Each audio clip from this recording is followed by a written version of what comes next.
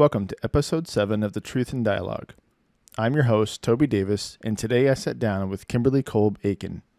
Kimberly and I met through the Unity 2020 movement, where she and I ended up co-leads of the UnityNow Podcast Team.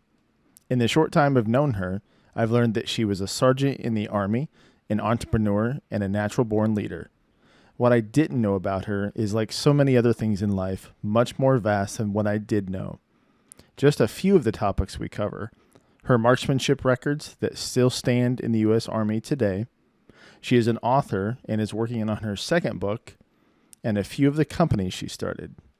I hope you enjoy.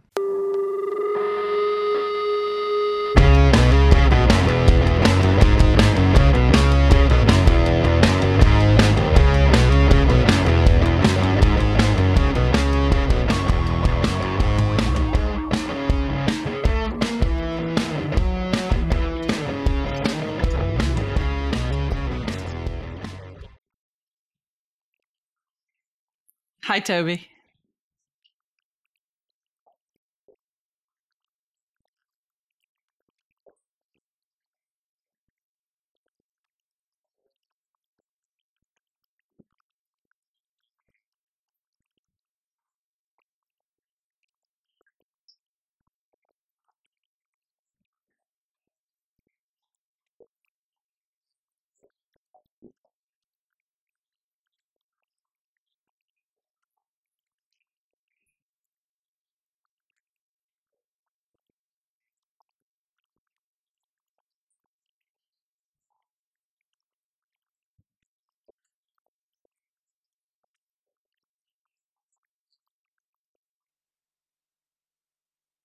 Well, let's just start right in my favorite place, which is small business. So my parents didn't really believe in allowance, and I was always trying to buy stuff. And so basically, I did what any child does when they need some money. They go and create a little cottage business. And so at the time in Texas, there was a lot of mistletoe. And so I would shimmy up those trees and clip them down and put a little red yarn on it and put them in my wagon and go door to door and sell them.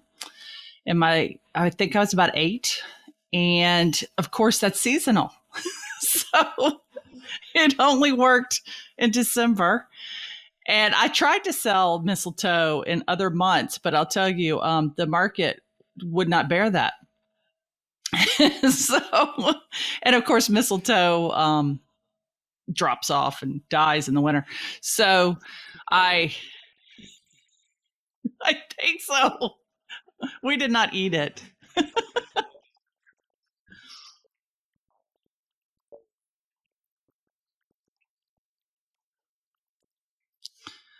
Right. So as I recall, my prices started at 5 cents and went up to about 50 cents, I think, for the really big clumps with the white berries. But if they didn't have berries, they would lose value. And it was very, 8-year-old type marketing and pricing. But we also lived near a golf course, so I would just wade in and get all those golf balls in the creeks that the golfers did not retrieve.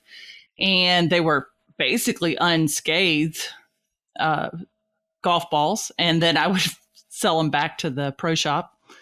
And there was so many golf balls that I actually hired neighborhood kids to collect them for.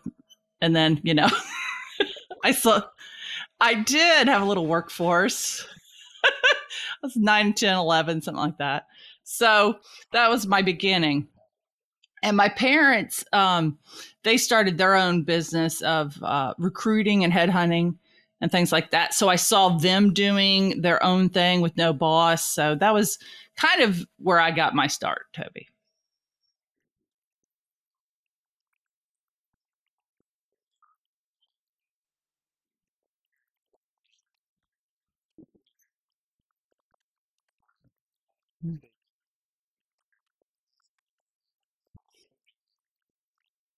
Mm-hmm.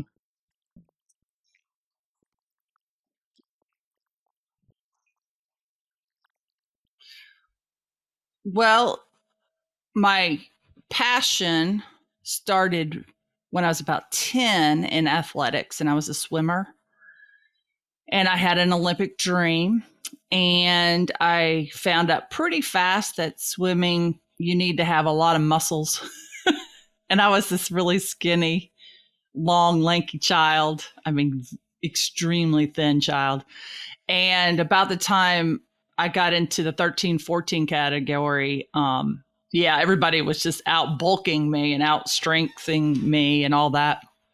So my mother actually found another sport for me called modern pentathlon. Yes, and these are interestingly the skills that a modern soldier would need to get a message across a battlefield.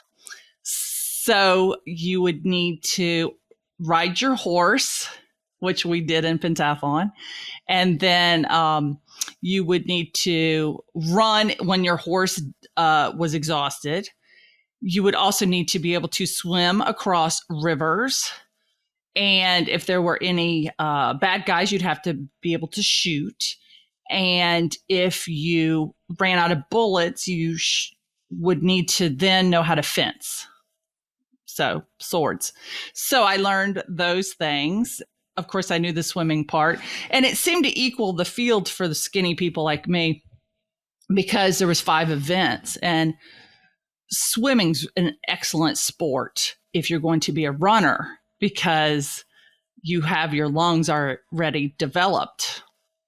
So, long story longer, during the summers, I would actually go to the development camps in San Antonio, which the Army sponsored for all the young people. It was like a junior camp. And then from there, I found out that some of these kids were going to the Olympic Training Center in the summer to do just the pistol shooting part.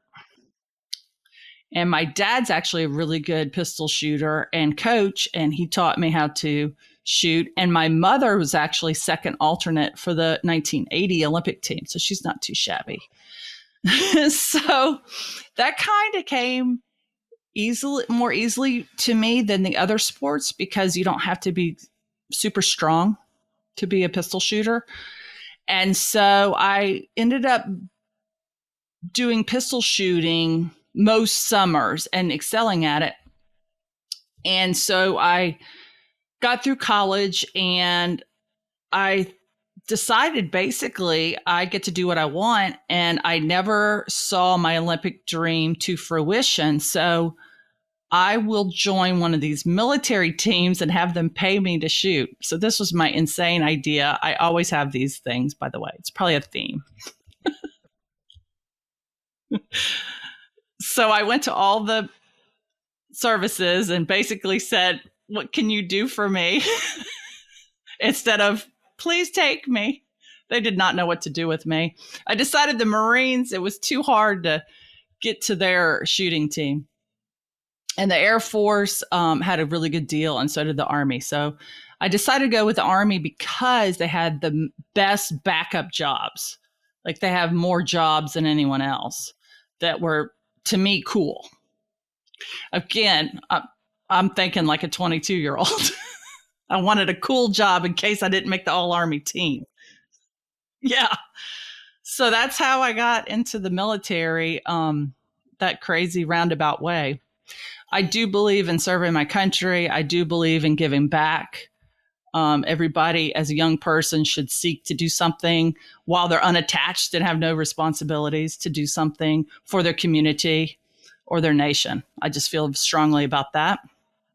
So, yeah, I joined up, signed up, and had an adventure.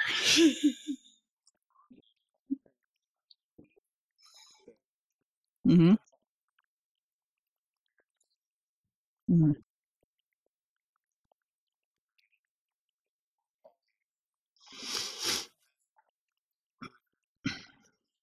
Mm. Oh,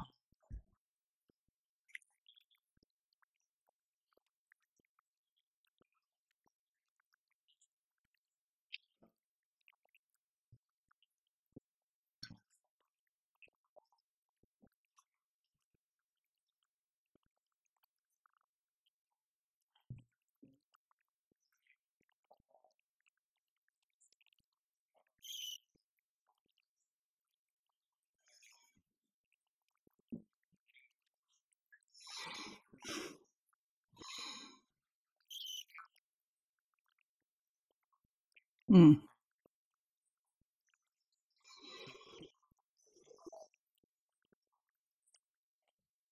right.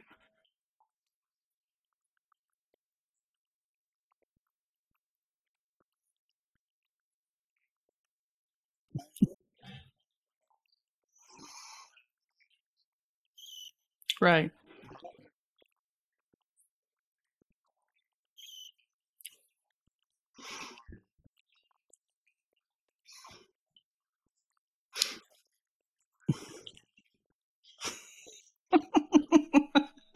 Yeah, I need to sharpen my Russian, I think. Um, okay, so when you enter the military, you just can't be a shooter. You have to be something. And remember, Toby, I have no plan. Like, I don't know the team wants me. I just assume they will once they see me because I'm just 22 and I'm very optimistic. So I'm just like, I'll get in the military. They'll love me. They'll want me in the all army team. This is my thought. And I wasn't a terrible shooter. I had won the Texas State Air Pistol Championship, so I knew I was okay. Um, anyways, so if you're going to join the military, you want to join, with the coolest job you can qualify for. And so for me, I thought learning a language and being a signals intelligence electronic warfare analyst, just to say it, sounds cool. I had no idea what such a person would do, but who cares? And again, I had no responsibilities. I was 22 and could go anywhere. And so, oh, and by the way, the training's in Monterey, California. So I'm like, okay. So you have to take a special test to see if you have any analytical skills. And you have to take a special test called the D Lab to see if you have any language uh, acquisition skills. And then if you qualify, they assign you a language which you have nothing to do with. They assign it. And if you do really well, they give you a really hard language. But I did just well enough. They gave me Russian. So, yeah, that's how I signed up. And I thought, well, I'll go do that. Unfortunately for me, that takes 22 months to get through the training. Yeah, it's a long time. So, if you're going to do something for 22 months, be good at it, as far as I'm concerned. So, that's where you see those achievements. I was not, I guess I had a lot of good bosses and I had a lot of bad bosses. And if you kept your nose clean and you were the achiever, quote unquote, they kind of left you alone. And I really preferred to be left alone, especially by the bad leaders. So it was like a defense almost, if you think about it.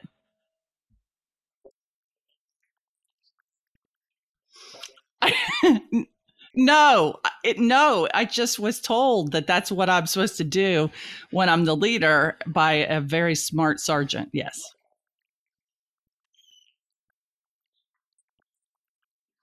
Uh,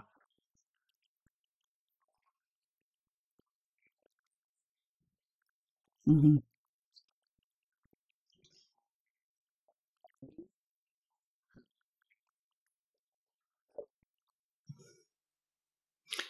Well, I saw it as very few good leaders.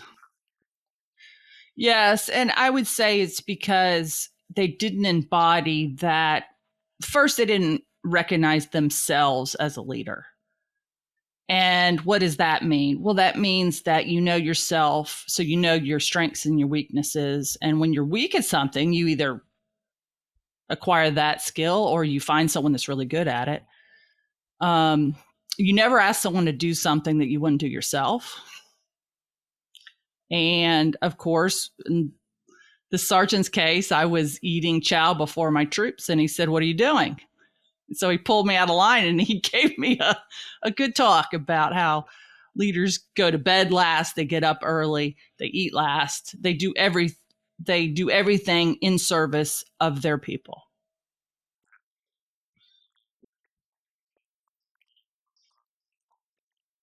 Mm.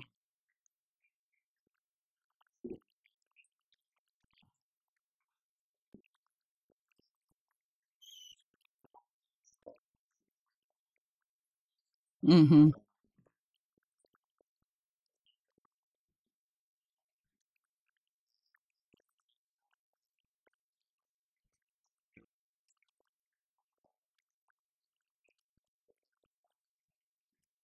Yeah. Well, I got in a lot of trouble many times with my own leadership for taking up for my troops. I mean, I was such a pain in the neck because if I saw something unfair or unjust that affected my troops, I spoke up because they wouldn't. It wasn't their place to. And once you do it once, it gets easier over time. But that was a challenge for me, was to learn to speak up. But I'm motivated by other people. So it wasn't a selfish act. It wasn't because I want this. It was because I had 20 people that needed it. And I actually had one sergeant tell me he had never worked with females before. And he said, I've never had at the time I wasn't a sergeant, I was a specialist. And he's like, I've never had someone come up and demand things for their troops like you do. And I admire it. I thought I was in so much trouble. I know. And I was like, oh, what's it going to say next? I'm in so much trouble. A long time. Um, I was a college graduate, so I came in as a specialist in E4, and sergeant's only at E5, but you're not allowed to be promoted to a non-commissioned officer, a sergeant, until you get out of training. So 22 months, I wasn't eligible. And then I got to my first duty station, and that takes 90 days just to kind of onboard you.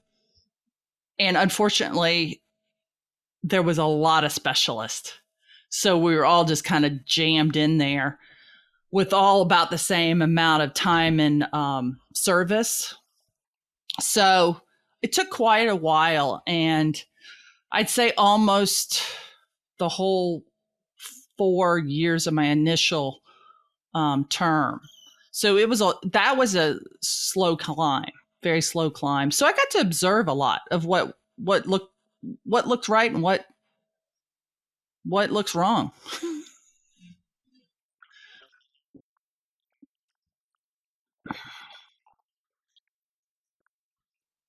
Oh, I hadn't made the team yet. So it took me a long time to make the team. It wasn't like, my little fantasy that they were going to see me and love me. My whole plan was contingent on the post teams. And so at the time, let's see, so this was 1990 when I entered. So at that point, there were post teams. And so all you had to do was basically show up. I was just going to show up and, shoot the center out of my target and rise that way. But since I was in training for nearly 2 years, I got to my first duty post and there were no more post teams because that was one of the cutbacks that had happened. So now I was like, oh, like that whole step on the ladder is missing for me. And I was a little upset because now I had to do the job that I had signed up to do and not be able to just go and shoot pistols on the post. So I actually had to try out for the big all army shooting team. And that took a year or two to get their attention. Yeah. And so none of it was easy. I made it hard on myself by not planning well. But I really did like my job as in my signals intelligence. It was like a puzzle, Toby. Like you would listen to the other side, I'll say in this case, and you would try to figure out what they're saying, not just literally, but the codes, and then break out the codes. And it was just like a big puzzle. And I was lucky because I got on night shift so I could listen to their days. So I got a lot of traffic. I got a lot of good experience. And I had a bank of so I was 98 Charlie, which is the analyst, and then 98 Golfs are also linguists, but they are on the rack. They're listening and they're picking up the traffic, and they just transcribe and hand it to the analyst. So I had like 6, 8 of these guys and gals, and then they would send me the information, and then I would break out the code and make sense of it and send it up. So I didn't have to know a language, but it helped. Yeah. I'll, I will say, yeah.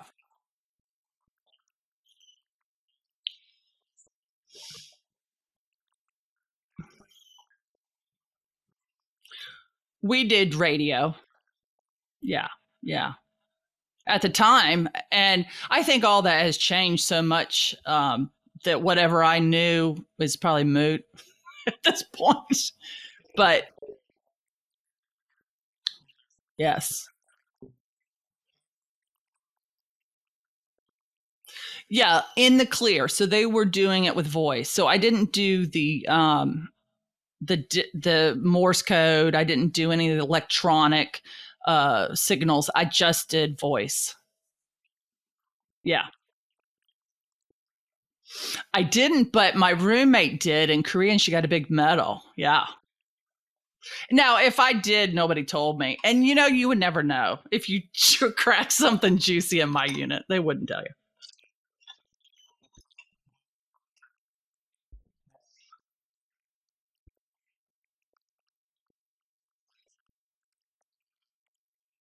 Yeah, I never did. We were just collecting, and I was just trying to make sense of what happened in that time period with my people only. And then someone above me would make more sense of it because they have more pieces of the pie, if you will. So I never knew the big piece of I never knew the pie.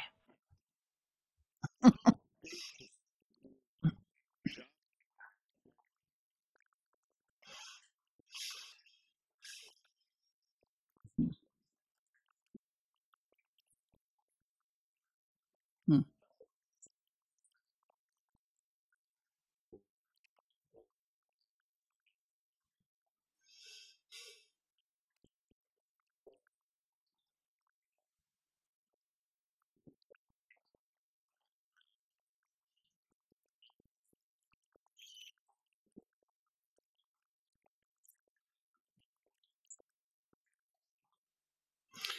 Yeah, I wish I was more mature when this happened. I was in my 20s, so I just saw it as a game, and a game of uh, figuring out what the other guy was doing and not letting them know we knew.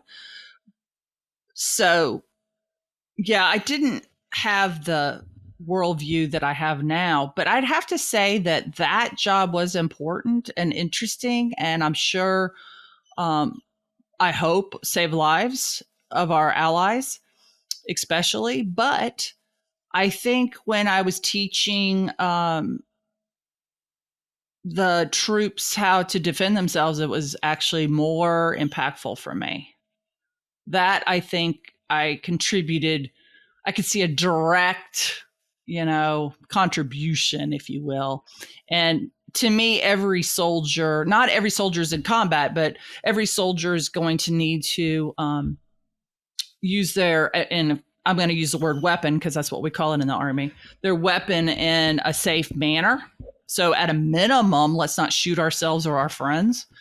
Right. And so I feel like that was a more important job actually that I did later.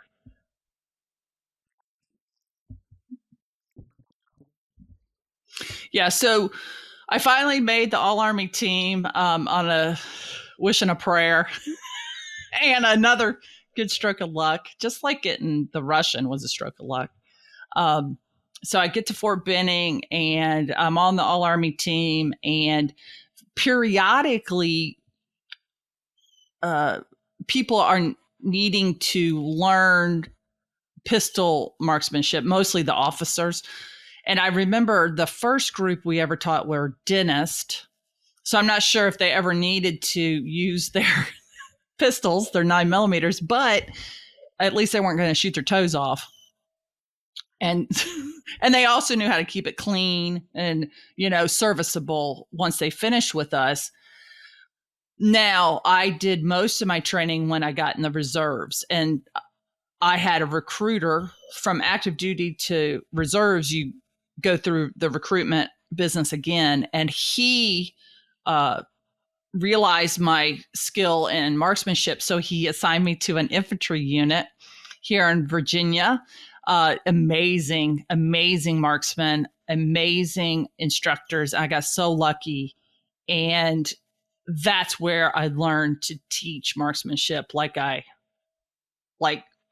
for in practical purposes.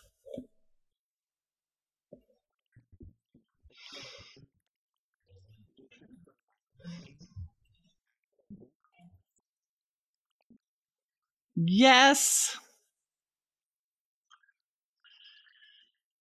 It is in the so I was in international pistol, then I moved over to service pistol. So this is your 22 and 9mm and 45 pistols. Those are the service pistols. 22 really isn't a service, but we shot it anyways. So it was a what they called a short course 2700. So I shot 270 rounds that day, and the targets it was called a short course, so they're at 25 yards. Now, you're only shooting with one hand. You don't have a double hand grip. We didn't shoot like that. We just shot. So shooting a 45 with one hand is exciting. And we did slow fire, time fire, rapid fire. And I think the key to that is your stamina and your ability to concentrate, like zone in, concentrate, and then leave the line and go score yourself and somebody else and then get back into it. So, and it's an all day event. So it was kind of like, lifting weights with your concentration muscle, if you will, to be able to do that well. And of course you had to have great equipment. And we had this is the beauty of being on the All Army team. You're a professional athlete basically. And we had like a whole building of armors that like made sure our guns ran really well. I had 9 guns issued to me. I had all the ammo I could shoot. I had special lots, like, that were, assigned to my pistols because they shot the tightest. It was amazing, Toby. It was amazing. If you're ever going to do a sport, do it with the military. It's amazing. The price is high. You have to do your thing. You have to become a soldier, but I think it's a great deal. Yeah. And so what happened towards the end, why I kind of left early from the marksmanship unit, the All Army team, was we were in the training, what they called TRADOC, and they moved us to recruiting. And so every recruiter in the nation's like, hey, I want those spiffy, shooters to come and talk to my college kids or my high school kids. And so I started traveling all over the country, talking to kids about getting into the Army. And sure, that's fun and all, but that's not why I signed up and made all those sacrifices. And I was just on the road constantly. And I just kind of I just got sick of it, really. So.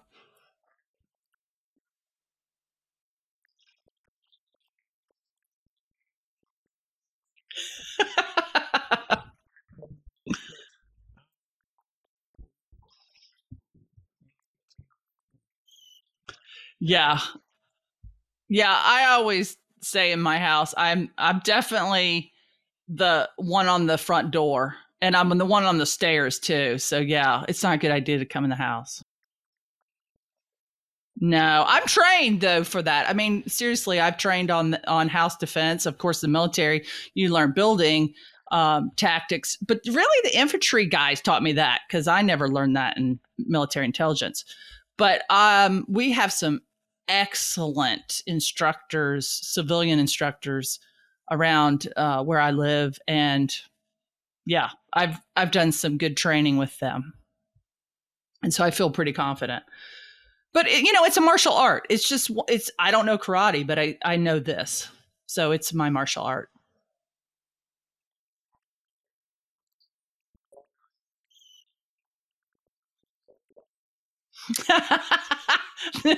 How do you go from shooting to wine?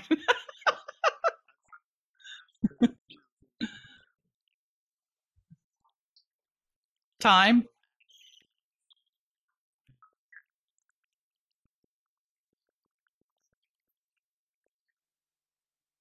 Right. So let's see. I did the wine shop while I was in the reserves.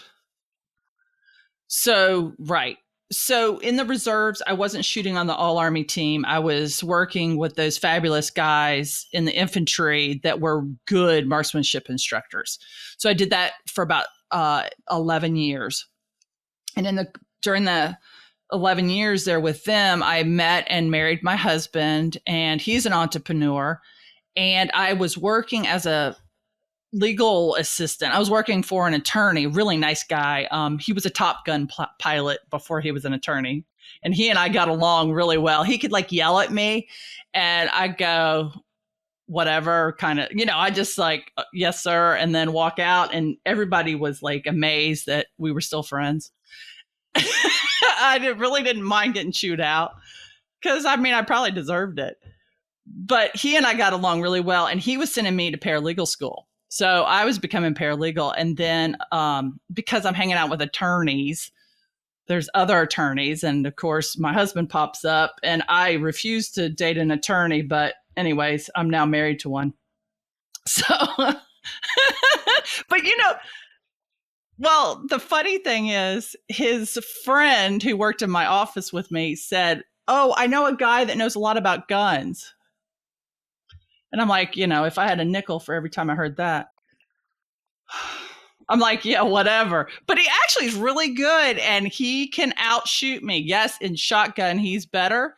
In rifle, we're about the same. And then pistol, I take the cake. But yeah, so we definitely, he really is a gun guy. He's not just in fact, he's written a book on the Second Amendment or two. So yeah, he knows a lot he's been a gun dealer since I think he was like 18 or 19. So yeah, he knows a lot about things. Anyway, so the gun business was one thing I could do and go and train civilians.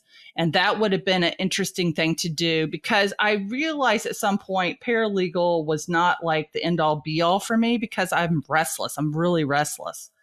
And, paralegal supports the attorney. It's kind of like being, I don't know, the flight attendant, not the pilot.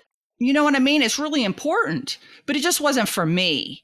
And when I realized it just wasn't for me, I was like, well, what can I do that I can give to the world? And I can shoot, and I know a little bit about wine. So the way I know about wine is my parents bought a farm when I was, well, that's not true, but we lived on a farm when I was 16.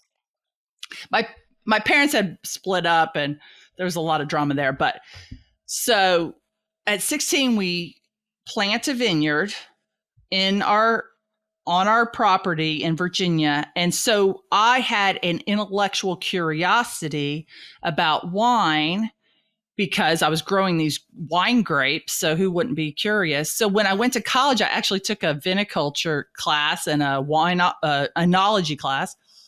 And so the military would take me all these places. Like I was telling you, this recruiting took me all over the country. Well, I would always run out to the wineries once my day was over. And since my family owned a vineyard, the winemakers were like, oh, you're one of us. And like, take me to their vineyard and into their special spot. I wasn't a tourist anymore. And so I learned a lot about wine. And I said, well, so I know wine and I know shooting, not to be mixed, but I know those two things. And so I felt like I was teaching in the reserves. So I was already teaching that. And so I decided to try retail. And that was an adventure. And that's where I got to be my own boss, Toby. So that was kind of fun. So I put down the entrepreneurial cap from age 12 to 32, something like that. No, once you're an entrepreneur, I think the bug just bites you and you never get over it. You're just infected for the rest of your life. Because what happens is you see what it could be. And if you're a person that is into self-improvement, you're like, okay, well, maybe I'm not a great boss now, but maybe I could be. And I know I wasn't a good boss when I first started my wine shop. I've gone back since and apologized to everybody because I wasn't all that great, despite the military training. Well, probably. I don't know. I think some of the first, I don't know, you'd have to talk to them, but I would say if I had to do it all over again, I would think more before I spoke. I would not expect so many things out of people if I hadn't written it down and then they read it or we had a big conversation about it and then they engaged with whatever the system was. I think I would have used less of my brain and more their brain. Does that make sense? Because they were all smarter than me. They all still are smarter than me. They're amazing humans that I had. Oh my gosh. I loved my staff at the wine shop. So that's how I got to the wine shop. I just decided I needed to have my own business.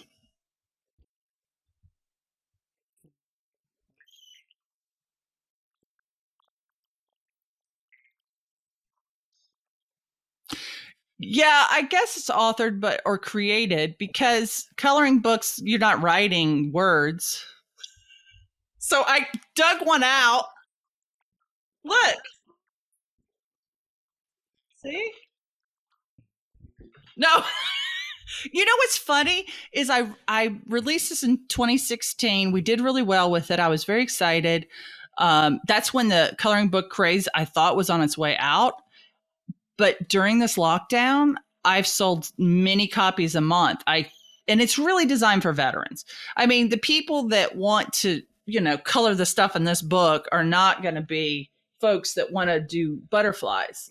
Like I have a BAR in here, so that's kind of stuff. Yes. And it was so fun.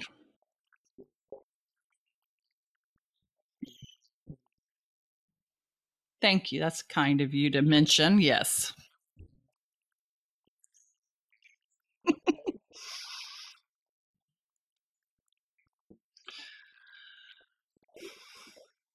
Yeah, that one probably is going to be words, but it's like memes because I love to make fun of lawyers. I mean, it's like a pastime. And some people like to collect stamps. I like to make fun of attorneys. And my poor husband has a really good sense of humor. Um, but half of them he doesn't think are so funny. But I think they're hilarious. And so I like cute animals. So I'm combining cute animals and jabs at attorneys, but it's all in a loving way. And I'm writing, so I'm writing the lawyer's wife book. And I can kind of see like, wouldn't it be cool if I collaborated with other people that were doctors' wives or one lady, she's married to another lady. She's like, hey, I could do a book, because she's the attorney and her partner's not, and so I've been actually seeing if she thinks they're funny. So it's not like boy girl. It could be anybody that's involved with an attorney. Yeah, I've never watched that. I've never seen it. Oh, I've never seen it.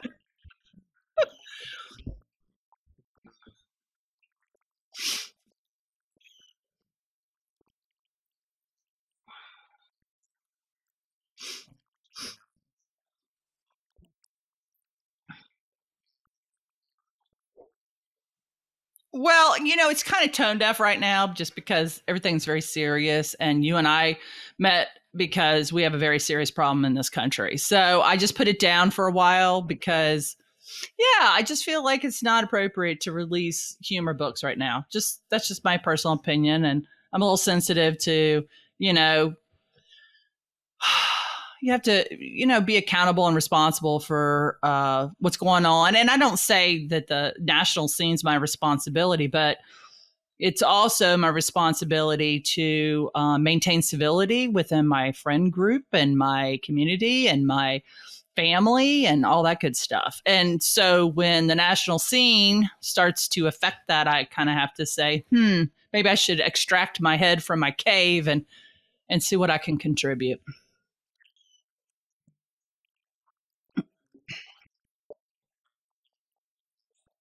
Uh-oh.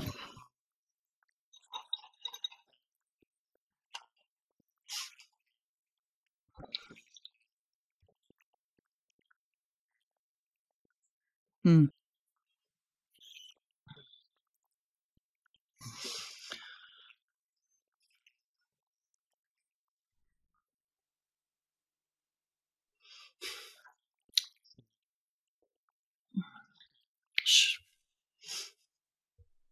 Well, you do such a beautiful job describing it in our intro and outro to our podcast. So I appreciate that. I think you even wrote that. And it's basically a group of people that came together because Brett Weinstein came up with a plan out of complete sheer desperation to address the civil discourse going on in our country. And it was called the Dark Horse Duo when it was first revealed on the Joe Rogan podcast in June of this year. And he said, let's take a center left and a center right candidate and put them together to make a ticket. And the one that's going to be president will be based on a coin toss, which is completely random, right? And they will agree to make decisions together. So you get a more complete, broader perspective of each and every decision that a president would have to make. And if there was a tiebreaker, of course, the president would prevail. But there were values that these individuals must possess. And this is key. They have to be highly capable, courageous, and patriotic. And when he said that, I'm getting chills now thinking about it. When he said that, I was like, that's what I've been thinking. Like he crawled in my head and got the values that I had been thinking. And oddly, I had been reading Make Your Bed, which William McRaven wrote, the admiral that did the wonderful graduation commencement speech that he was a Navy SEAL, and he put together like the 10 things that young people should really think about that he learned in the SEALs. And I had been, yes. And he wrote this book. Let me see. I can just keep it right here. And I'll tell you what, to my soldier heart, to my mama heart, I call myself Sergeant Mama, by the way.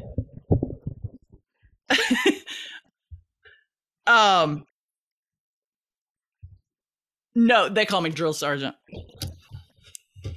And other things, I'm sure. Yeah, I know. I love that sound. It's so great. So I would read it when I was having anxiety, and I would read a chapter and go, okay, this was very grounding for me. It was very affirming for me. So when he mentioned that William McRaven and Andrew Yang would be good examples of this duo ticket, and I don't know how much thought he put into it. I was like, okay, how many more stars need to be lined up for me to catch on? And I had already been following Brett and Heather because of their COVID knowledge. I was raised by a biologist. My mom actually still teaches. She's been teaching for like 60 years biology. So I know that language, and I kind of know that was very comfortable for me to hear two biologists talking about virology. And I was having a hard time getting information, as you were too, Toby, that wasn't partisan. So it just all clicked for me. And I was like, sign me up. So I went to Patreon, and I think I got in that Discord channel, and I can't remember my next steps, but that's how I got in. Yeah.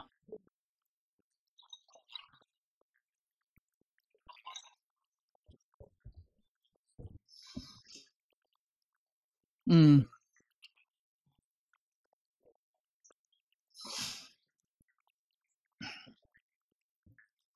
yeah.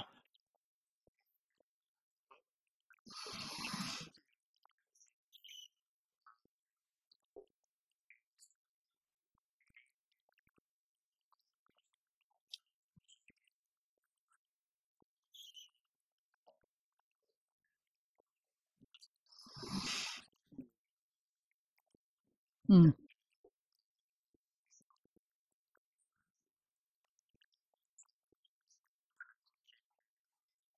mm-mm.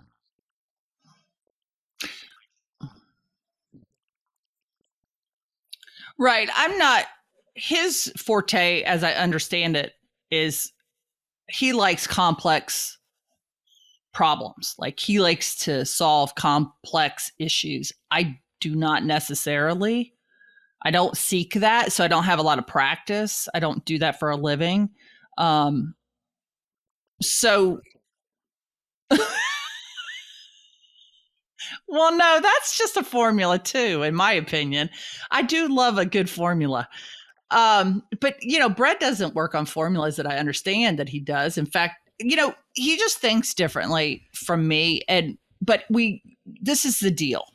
He and I got to the same conclusion, just in a different way. Mine is a very much a feeling way, an intuitive way. My husband and I were talking politics daily, much to the chagrin of our children, and I was wearing him out with my my concern for the country. Because my husband's like, can you just leave me alone and let me, run my business and go to work?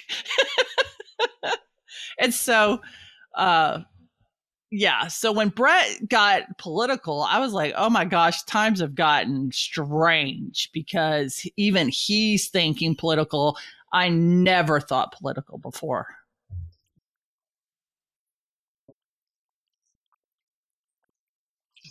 Oh, yeah.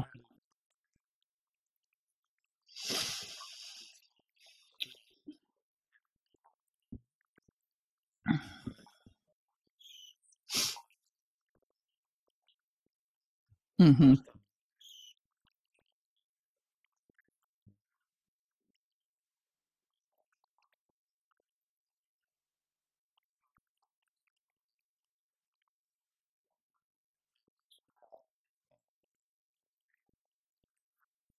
Mm-hmm.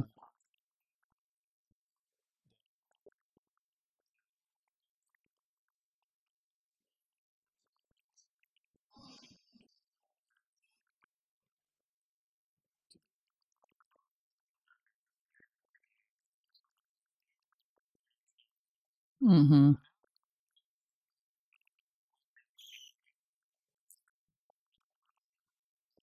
Yeah.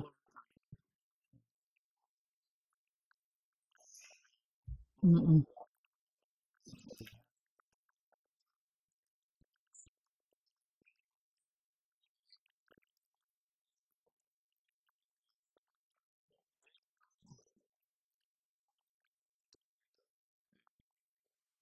Gabe and some new ones.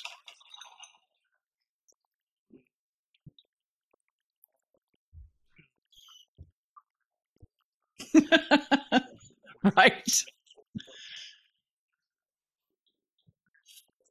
14.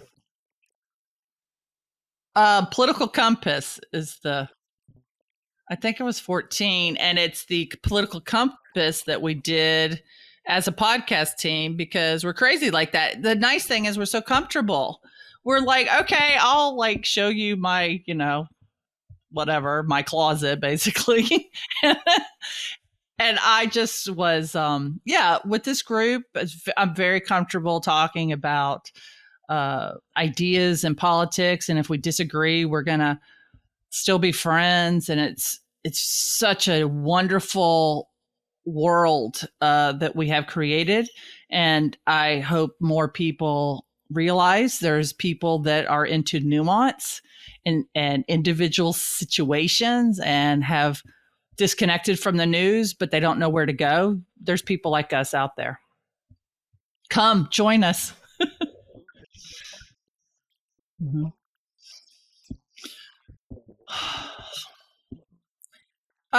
It was tens of thousands, and I heard a 60,000, I heard a 80,000, and I heard a 40,000. And I heard this all from steering committee people. So I don't know what the number was, but it was tens of thousands, and we weren't able to make the leap to hundreds of thousands, much to my dismay, because I felt like there was a path, but that's another story.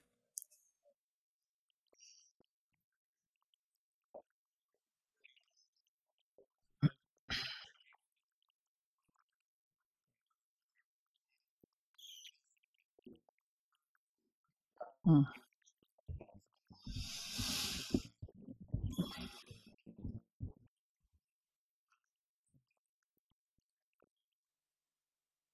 Oh, maybe.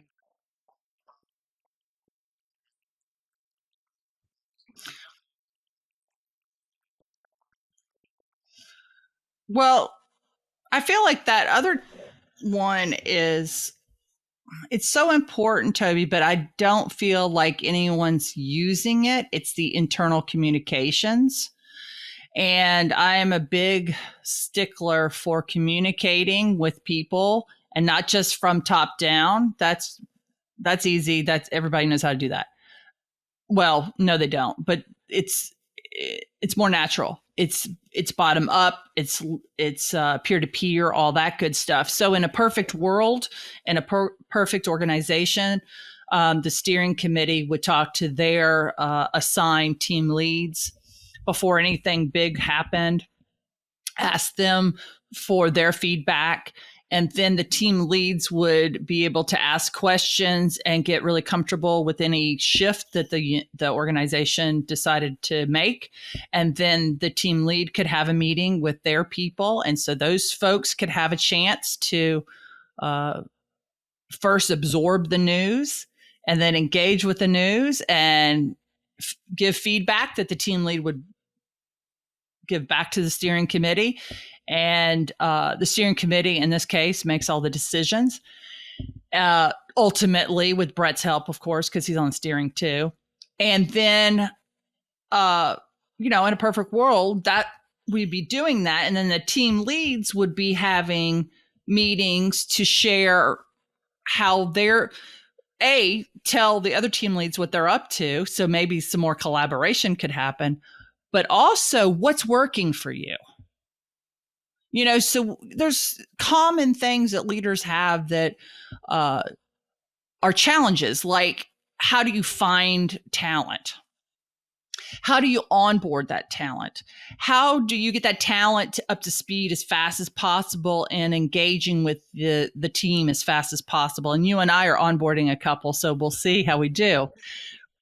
And they're so valuable. They're so talented. I mean, I kind of cringe to think that we'd lose them because they bring with them a menu of things that we need on our team. And it's on us, you and I, the leads, to communicate with them and be available and answer their questions and anticipate their questions and then give them a job so they feel immediately, involved, because involvement's a huge part of a volunteer force. And of course, with volunteers, you got to appreciate them.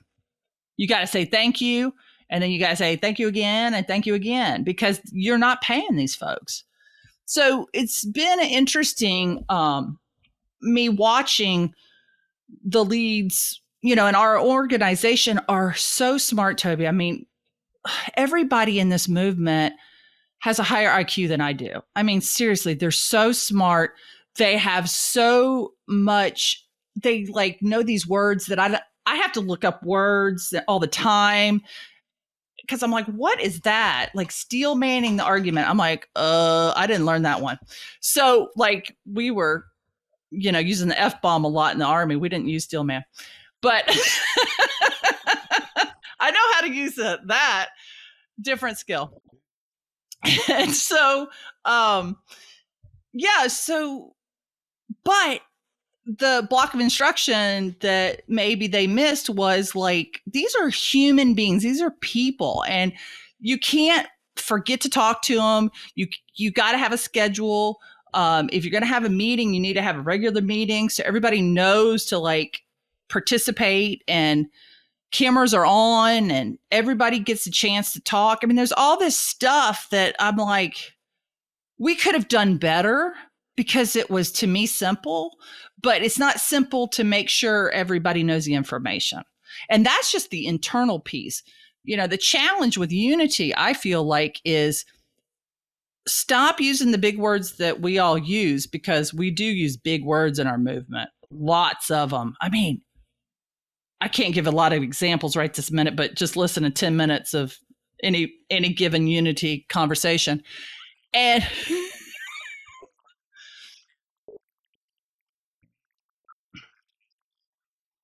right, I had to look it up. So that's not marketable. Right. So two-party system might have been a better thing for us to go to when we were public facing. But, we're sticklers for what got us there. And we're also sticklers for, facts. So, yeah, there's some challenges, I think. Unfortunately, Toby, and we discovered, and I think Eric might have been the host for that, the interviewer for the red team. So we have a group of people that let the steering committee know what may work better for them. So it's kind of like, mm-hmm. Oh, right.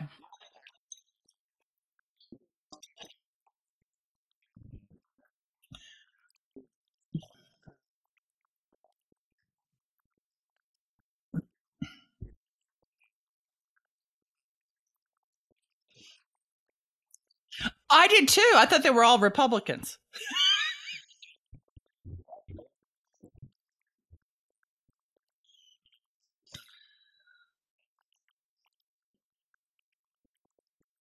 Mm. Yeah. Right. I did not know red team either. I was ignorant. I just wanted to interview one so we could figure it out. But, and I think I texted you. I'm like, so what's the red team do? I just couldn't even wait to hear the podcast. And like, you're listening in the sound booth and I'm like, what is it? So no, we used in military, in my time, we used OP4, which is opposing forces. We never talked about a red team, but I'm not an officer. So maybe the officers were using red teams. I'm just a sergeant and basically, middle manager. So we didn't make the big decisions. We made the little decisions all day long.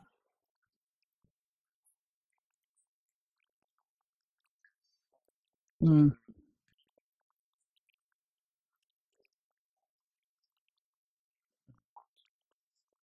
Mm-hmm.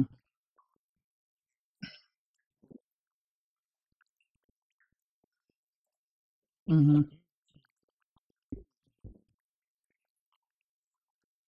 Right.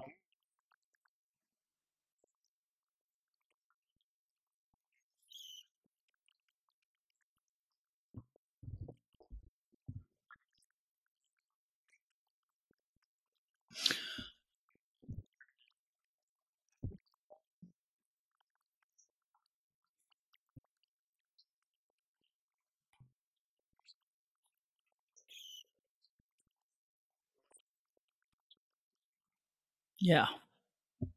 Yeah, that's so good that you brought that up. So my mentor, I've been studying leadership under her. She's more of a organizational leader. She does she used to call it servant leadership, But she talks about that all the time. And she's like, people work for like all sorts of intangibles. And even if they're getting a paycheck, being recognized is just as important. And if you go to the John Gray book, the five love languages, they have one for work. And if you test yourself, which I believe is free online, you can find out the way you like to be recognized. And mine, I'm so cheap. I'm words of praise or affirmation. So I'm like the cheapest ever. You could just make stuff up. And I'm like, oh, thank you. And my husband is acts of kindness. So, it would be to, wash his car without him asking, or, for the children to do that, or to load the dishes, which is his normal job. But I'm like, I'll do it. That's how I can show him that I love him, right? So a lot of people respond to gifts or money or time off or just recognition, like you're saying, with your team from people they respect.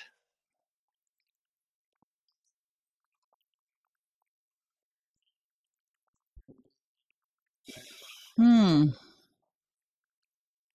Hmm.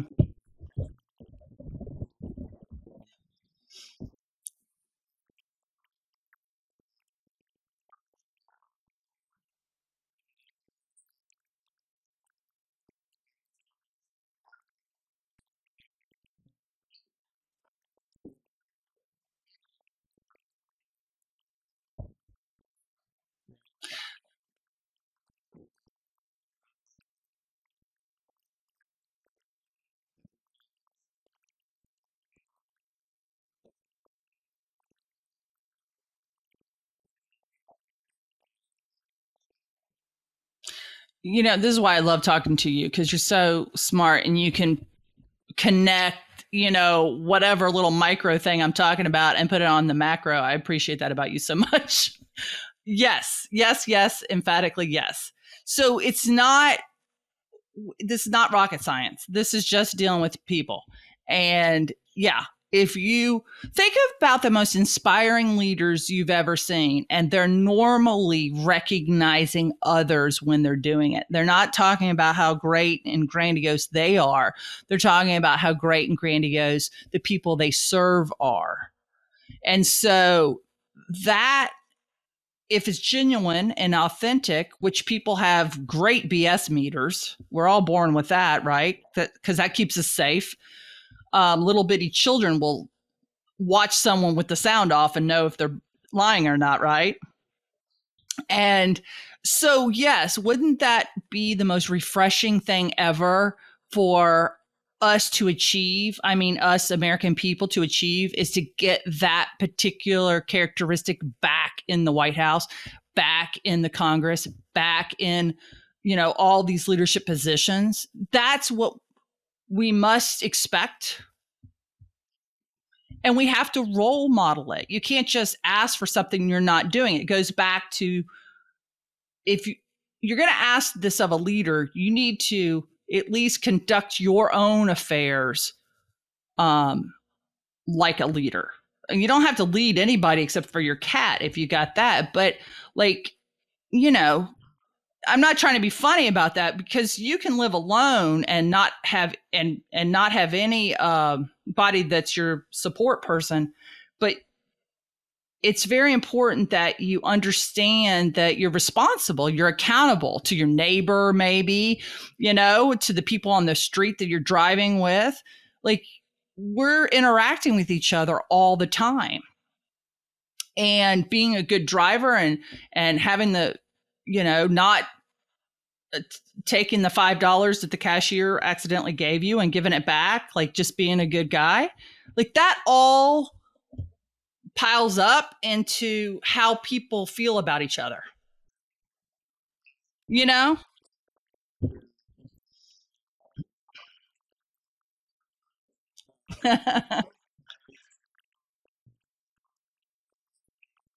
Hmm.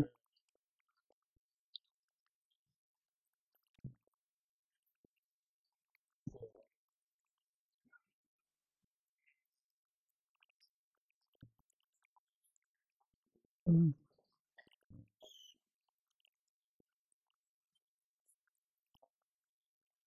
Guess so.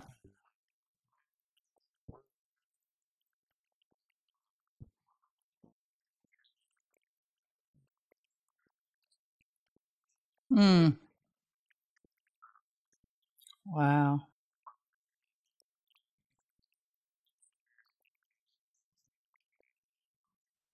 I haven't read that book. I gifted it to my husband. I've listened to Jordan Peterson a couple of times.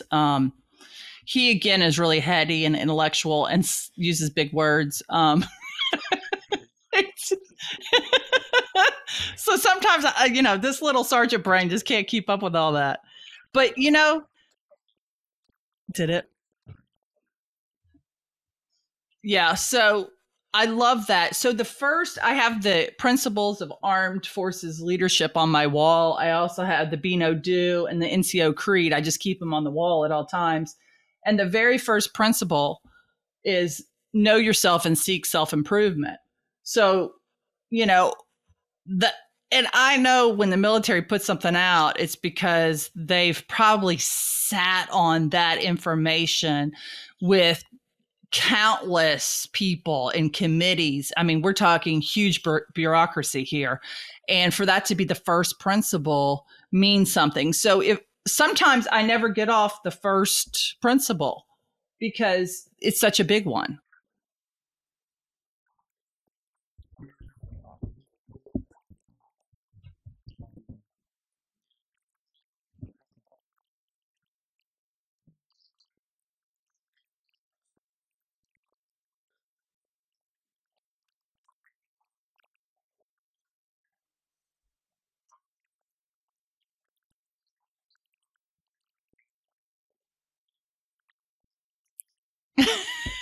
Tulsi Gabbard. Oh, Toby, you're so nice. I'm not even gonna. I am a stay-at-home mom, so I'm not all that. I'm not all that. What is that word? Experience in politics.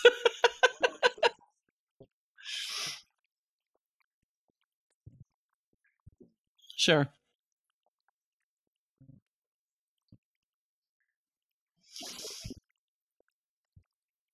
Mm, mm,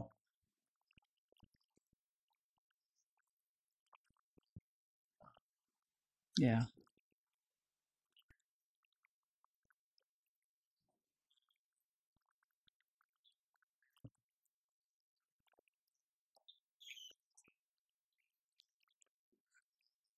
Hmm.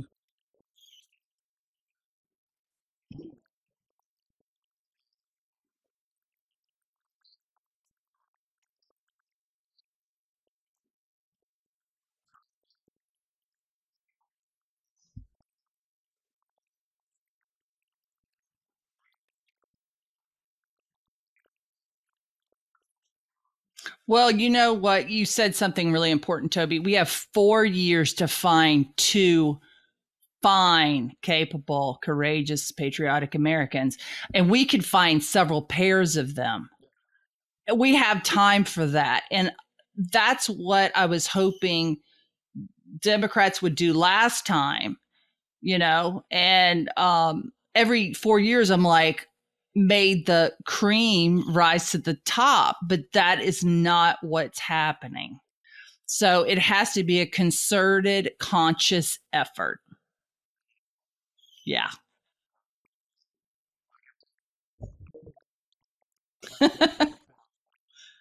Thank you. I just feel so honored to be on your podcast. Your listeners are very lucky that they get you.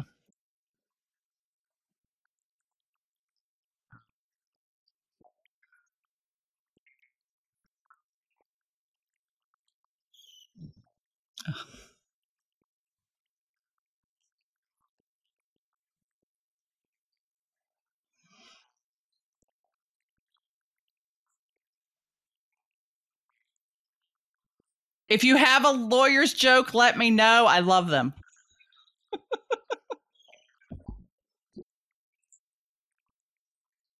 Thank you. Bye.